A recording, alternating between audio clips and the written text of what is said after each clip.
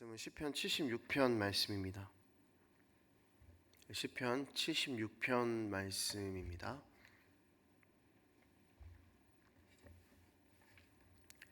제가 봉독하겠습니다. 하나님은 유다에 알려지셨으며 그의 이름이 이스라엘에 크시도다. 그의 장막은 살렘에 있으며 그의 처소는 시온에 있도다. 거기에서 그가 화살과 방패와 칼과 전쟁을 없이 하셨도다. 주는 약탈한 산에서 영화로우시며 존귀하시도다. 마음이 강한 자도 가진 것을 빼앗기고 잠에 빠질 것이며 장사들도 모두 그들에게 도움을 줄 손을 만날 수 없도다. 야곱의 하나님이여, 주께서 꾸짖으심에 병거와 말이 다 깊이 잠들었나이다. 주께서는 경외받으리시니 주께서 한번 노하실 때에 누가 주의 목전에 서리이까. 주께서 하늘에서 판결을 선포하심에 땅이 두려워 잠잠하였나니 곧 하나님이 땅의 모든 온유한 자를 구원하시려고 심판하러 일어나신 때로다. 진실로 사람의 노여움은 주를 찬송하게 될 것이요 그 남은 노여움은 주께서 금하시리이다.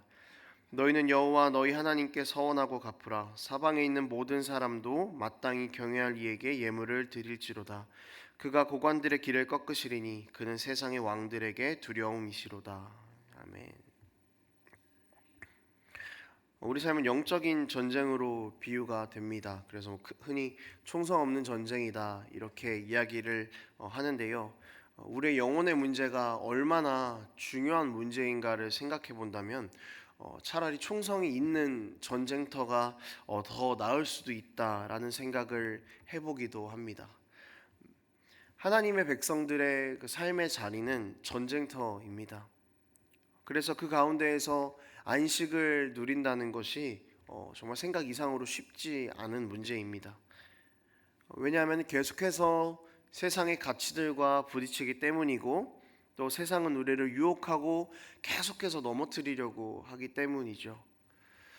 그런데 이런 가운데에서 안식을 누릴 수 있는 방법이 있습니다. 정확하게는 우리가 유일하게 안식을 누릴 수 있는 방법이 있습니다. 만약 우리가 이 방법 외에 다른 것들에서 안식을 얻고 있다라고 한다면은 우리의 신앙을 한 번 더 점검해 볼 필요가 있습니다. 오늘 시편은 이 세상의 영적인 전쟁에서 지쳐 있고 쓰러져 있는 우리에게 주시는 하나님의 메시지입니다. 그리고 우리의 유일한 안식이기도 합니다. 1절, 2절 말씀을 한 번 더 읽어보겠습니다. 하나님은 유다에 알려지셨으며 그의 이름이 이스라엘에 크시도다. 그의 장막은 살렘에 있으며 그의 처소는 시온에 있도다. 하나님의 이름이 유다에 알려지셨고, 이스라엘의 하나님의 이름이 크시고, 또 장막은 살렘, 즉 예루살렘에 있으며 처소는 시온에 있다라고 이렇게 표현하고 있습니다. 우리가 상당히 익숙한 지명들이죠. 유다, 이스라엘, 예루살렘, 시온. 물론 하나님께서는 온 세상의 모든 곳에 다 계시지만 여기에서 말하고 있는 장소들은 하나님이 계시는 그런 홈그라운드 같은 그런 상징적인 곳을 의미합니다.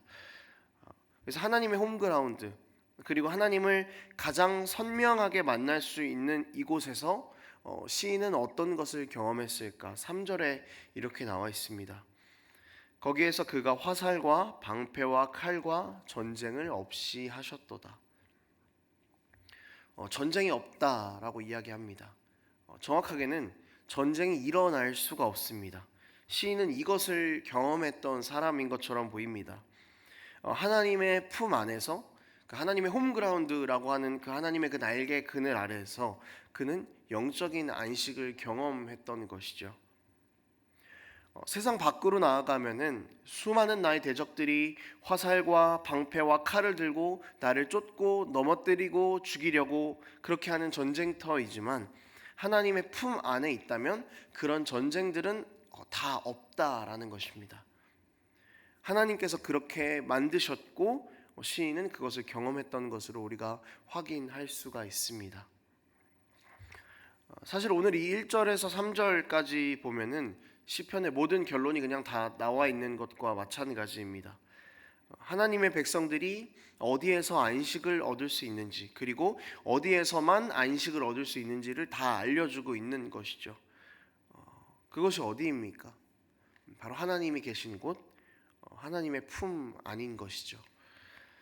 하나님에게서만 안식을 얻을 수 있고 또 거기에서만 안식을 얻어야 한다라는 것입니다. 전쟁이 없는 유일한 곳, 우리가 넘어지지 않고 쓰러지지 않고 안식을 얻을 수 있는 그곳이 바로 하나님의 홈그라운드, 하나님의 품 안입니다. 하나님의 품 밖에 있는 대적들, 우리를 넘어뜨리려고 하는 그 대적들은 어떻게 되냐 하면은 5절에 이렇게 나와 있습니다. 마음이 강한 자도 가진 것을 빼앗기고 잠에 빠질 것이며 장사들도 모두 그들에게 도움을 줄 손을 만날 수 없도다. 여러분, 세상을 살아가는 가운데에서 우리가 두려워하는 것들이 너무나 많지 않습니까? 그래서 우리는 그 두려워하는 것들을 피하고 싶어하고 또 거기에 맞추기도 하면서 그렇게 두려움을 가지고 살아가죠. 세상의 부에, 권력에, 또 돈에, 행복에, 그리고 만족감에, 이런 것들을 우리는 계속 두려워하면서 살아갑니다. 그런데 오늘 말씀에서 이것들은 아무것도 아니다라고 하나님께서 못 박으십니다. 우리가 가장 강하고 두려워하는 그런 존재들이 하나님 앞에서 아무것도 아니다, 하나님 앞에서 무너져 버릴 것이다 라고 그렇게 이야기합니다. 아무리 그들이 강하다고 할지라도 가진 것들을 다 빼앗길 것이고, 아무리 강하다고 할지라도 그들에게 도움을 줄 손을 만날 수가 없습니다. 왜냐하면 그들은 하나님의 품 안에 있지 않기 때문이죠. 세상은 자신들이 가진 기준이 가장 강하다고, 또 자신들이 가장 강하다고 이야기하지만 하나님께서 꾸짖으시는 말 한마디가 그들을 모두 잠잠하게 만들고 있습니다. 하나님의 앞에서는 우리가 그렇게 두려워하는 세상의 존재들이 아무것도 아닌 존재로 전락하는 것이죠. 우리는 세상을 너무 두려워합니다. 그렇지만 세상은 하나님 앞에서는 아무것도 아니다라는 것입니다. 1절에서 3절까지 이미 하나님 안에서 우리가 안전할 수 있다라는 결론을 내리고, 그 다음 그 이후에 하나님 앞에서 무기력하고 무너지는 세상을 보여주는 이유, 우리에게 하나님 안에 있는 백성들은 두려워할 것이 없다라는 것을 강조해서 계속해서 기억시켜 주려고 하는 것 같습니다. 그리고 하나님 안에 있다라는 것이 하나님의 백성인 우리에게 이미 확정된 사실이니 세상을 두려워할 필요가 없다고, 하나님 안에서 안식을 얻으라고 그렇게 오늘 말씀은 우리를 위로하고 있습니다. 우리에게는 한없이 평온한 안식처지만 하나님은 세상에게는 두려운 심판자시라는 것을 기억하고 위로를 얻으라라는 것이죠. 여러분, 우리가 위로를 얻을 수 있는 곳은 하나님의 품뿐입니다.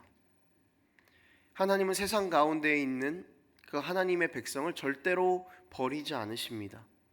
그렇지만 우리는 이 사실을 계속 망각하죠.